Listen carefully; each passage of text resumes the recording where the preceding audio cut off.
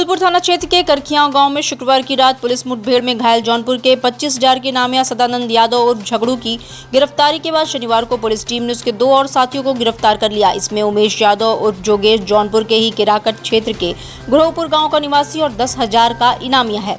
दूसरा बदमाश विशाल यादव है और वो इसी थाना क्षेत्र के दिल्लापुर गाँव का निवासी है। पुलिस ने सदानंद और उसके 2 साथियों के पास से 2 पिस्टल, 2 कारतूस और 7 खोखे और घटना में प्रयुक्त बोलेरो बरामद किया है।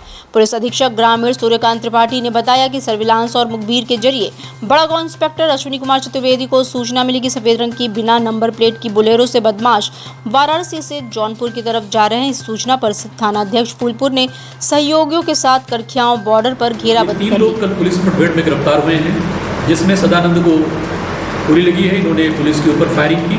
पुलिस ने आत्मरक्षार्थ गोली चलाई, जिसमें एक बदमाश घायल हो गया। बदमाशों के पास से 2 पिस्टल, 1 कट्टा और वो गाड़ी बरामद हुई है जिससे उन्होंने घटना की थी। सर, ये इनका आपराधिक इतिहास है? सदानंद के ऊपर टोटल 11 मुकदमे हैं। ये केराकत जौनपुर का रहने वाला है तथा HS है वहाँ का। दूसरा अभियुक्त है, उसके ऊपर उमेश पर 4 मुकदमे हैं और इसी तरह विशाल पर भी 3 मुकदमे हैं। दीपावली और छठ पूजा पर यात्रियों की भीड़ को देखते हुए रेलवे ने तैयारी शुरू कर दी है। इस दौरान पूजा स्पेशल ट्रेन का परिचालन किया जाएगा। विशेष ट्रेन दिल्ली के आनंद विहार टर्मिनल और सहरसा से 2 दिन चलेगी। इससे यात्रियों को सहूलियत होगी। रेलवे के जनसंपर्क अधिकारी अशोक कुमार ने बताया कि ट्रेन में साधारण द्वितीय श्रेणी के 11, शयनयान श्रेणी 10, वातानुकूलित तृतीय श्रेणी के 1 तथा SLRD के 2 कोच सहित कुल 24 कोच लगाए जाएंगे। छात्रों ने फीस वृद्धि के विरोध में शनिवार को काशी हिंदू विश्वविद्यालय स्थित केंद्रीय कार्यालय पर विरोध प्रदर्शन किया। छात्र कुलपति से मिलने उनके कार्यालय पहुंचे, लेकिन उनसे मुलाकात नहीं हो सकी। इसके बाद छात्रों ने कुलपति को संबोधित ज्ञापन रजिस्ट्रार को सौंपा। छात्रों ने शिक्षा और हॉस्टल फीस वृद्धि को विश्वविद्यालय प्रशासन का तुगलकी फरमान बताया। उनका कहना है कि महामंडल ने सभी वर्गों के छात्रों को शिक्षा देने के उद्देश्य से ही काशी हिंदू विश्वविद्यालय की स्थापना की, लेकिन ये फीस वृद्धि गरीब और मध्यम वर्गीय छात्रों की शिक्षा में बाधक है। उन्होंने फीस वृद्धि तत्काल वापस लेने की मांग की है। ये थोपा गया है और तुगलकी फरमान जारी किया गया है कि नहीं, आप लोग का फीस वृद्धि हो गया है और बिना छात्र से एक बार संवाद किए, चर्चा किए कि हाँ आप लोग का फीस वृद्धि हो रहा है। और एक तो कोरोना के मार से गरीब जो भी पूर्वांचल के छात्र आए हुए हैं और उनके घर परिवार का कैसा आर्थिक स्थिति है, इसको नज़रअंदाज करते हुए कुलपति के द्वारा ये बिल्कुल ही उचित कार्य नहीं है और छात्रों के द्वारा कड़ा से कड़ा आंदोलन का चेतावनी देते हैं अगर फीस वृद्धि वापस नहीं हुआ। पारिवारिक विवाद के चलते विश्व सुंदरी पुल से शनिवार को गंगा में छलांग लगाने वाली महिला की NDRF की टीम ने जिंदगी बचा ली। जवानों ने पहले अपने स्तर से उसका उपचार कर उसे होश में लाया, फिर अस्पताल पहुंचाया। सूचना पर उसके परिजन पहुंच गए थे। NDRF की त्वरित कार्रवाई के बाद महिला की जान बचने पर लोग जवानों को धन्यवाद देते नहीं थक रहे थे। 35 वर्षीय महिला रानी चितईपुर क्षेत्र के श्याम बिहारी की पत्नी है। दोपहर में उसने विश्व सुंदरी पुल से गंगा में छलांग लगा दी। आसपास के लोगों ने देखा तो शोर मचाने लगे। सिगरा थाना क्षेत्र में कैंट स्टेशन के पास परेड कोठी स्थित होटल में ठहरी पश्चिम बंगाल की स्वयंसेवी संस्था की महिलाओं और छात्राओं के कपड़े बदलने का वीडियो होटल के CCTV कैमरे में कैद हो गया। इस मामले में संस्था ने सिगरा थाने में रिपोर्ट दर्ज कराई है। होटल के CCTV कैमरे के DVR की जांच में आरोप सही पाया गया। पुलिस इस मामले में होटल संचालक के खिलाफ कार्रवाई कर रही है। दरअसल गरीब मेधावी छात्रों के लिए काम करने वाली NGO के पुरुष व महिला सदस्यों के साथ मेधावी छात्र छात्राएं होटल में ठहरे हुए थे। NGO छात्रों को बनारस भ्रमण पर ले आई थी। NGO संचालक ने सिगरा पुलिस को सूचित किया कि जांच की मांग की। इसके बाद पुलिस पहुंची और DVR कब्जे में लेकर चली गई। BHU आयुर्वेद संकाय में PG सीटें बढ़ाने की मांग को लेकर कुलपति आवास के बाहर छात्रों का धरना दूसरे दिन शनिवार को भी जारी रहा। BHU प्रशासन की ओर से फिलहाल 50 सीटें बढ़ाने पर विचार किए जाने और धरना समाप्त करने संबंधी अपील बेअसर साबित हुई। छात्र PG की सीटें नियमानुसार बढ़ाने की मांग कर रहे हैं, वहीं मांग पूरी होने तक धरना जारी रखने की चेतावनी दी है। छात्रों का कहना रहा कि आयुर्वेद संकाय में PG सीटें बढ़ाने की मांग 1 दशक से ज़्यादा समय से की जा रही है। इसको लेकर कई बार आंदोलन हो चुका है, लेकिन BHU प्रशासन उसकी जायज मांगों पर विचार नहीं कर रहा है। कहा कि सभी विभागों के लिए विश्वविद्यालय प्रशासन के पास पर्याप्त बजट है, लेकिन आयुर्वेद संकाय की उपेक्षा की जा रही है।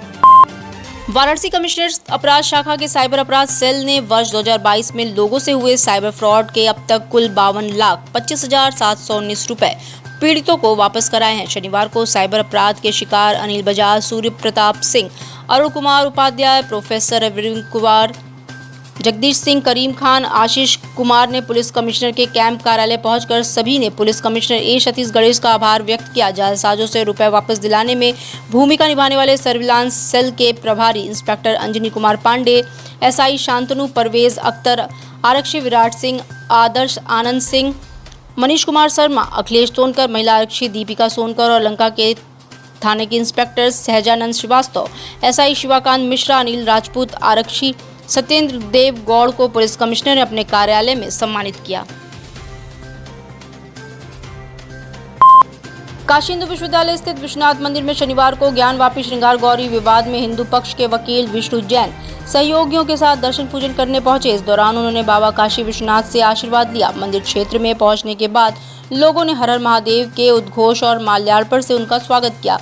इस दौरान उनके साथ सेल्फी लेने वालों की भीड़ उमड़ पड़ी। दर्शन पूजन के बाद विष्णु जैन ने पत्रकारों से बातचीत में कहा कि हम लोग यहां बाबा के दर्शन करने आए हैं। बाबा से कामना है कि जो कार्य में हम प्रयासरत हैं उसमें भोलेनाथ हमें आशीर्वाद प्रदान करें ताकि हमारी विजय हो। आर्कियोलॉजिकल सर्वे ऑफ इंडिया द्वारा हमने साइंटिफिक इन्वेस्टिगेशन की वैज्ञानिक जांच की मांग की है। इसमें हम विजयी हों। इस केस के जरिए हम लोग अपनी सांस्कृतिक विरासत को वापस स्थापित कर सकेंगे, ऐसा आशीर्वाद बाबा से मांगा है। नंबर 4 है, वो हमारी बात को क्यों सपोर्ट करेगा? वो तो उन्होंने एफिडेविट दिया है और एफिडेविट उन्होंने इस सर्वे का विरोध किया है, तो वो उनका अपना स्टैंड है। मैंने आपके सामने अपनी बात है। तो क्या कोई ठोस सबूत ऐसा आया है उन लोगों की तरफ से जिससे पता लगे कि वो वारा इस तरह से आप लोगों को? अभी ऐसा कोई सबूत नहीं आया है। दोनों पक्षों ने अपना अपना क्लेम कोर्ट के सामने रखा है। कोर्ट इसको एविडेंस के माध्यम से, एक्सपर्ट ओपिनियन के माध्यम से तय करेगा।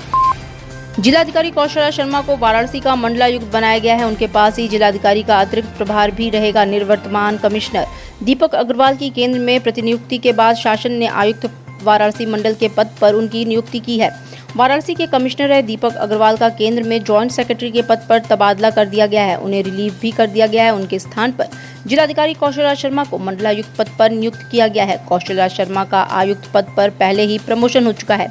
उनका प्रयागराज मंडल के मंडलायुक्त के पद पर स्थानांतरण भी हुआ था, लेकिन कुछ समय बाद ही उनका स्थानांतरण रोक दिया गया। विश्व प्रसिद्ध रामनगर की रामलीला के 30वें दिन शनिवार को श्री राम का धूमधाम से राज्याभिषेक हुआ। लंका पर विजय प्राप्त करने के बाद श्री राम के अयोध्या पहुंचने पर चारों भाइयों का भावपूर्ण मिलन हुआ। इसके साथ ही राज्याभिषेक की तैयारी शुरू हो गई थी। लीला में गुरु वशिष्ठ और कुंवर अनंत नारायण सिंह ने श्री राम का राज्य तिलक किया। श्री राम के राजा बनते ही अयोध्यावासी झूम उठे और घर घर घी के दिए जलाए गए। राज्याभिषेक में स्वयं भगवान शिव महल पधारे और श्री राम की महिमा का गुणगान कर चले गए। इसके बाद वानरी सेना की विदाई होती है और आज पूरी रात चारों भाई लीला प्रेमियों को दर्शन देते हैं। अब 31वें दिन रविवार को श्री राम उपवन विहार और संकादिक विहार की लीला होगी।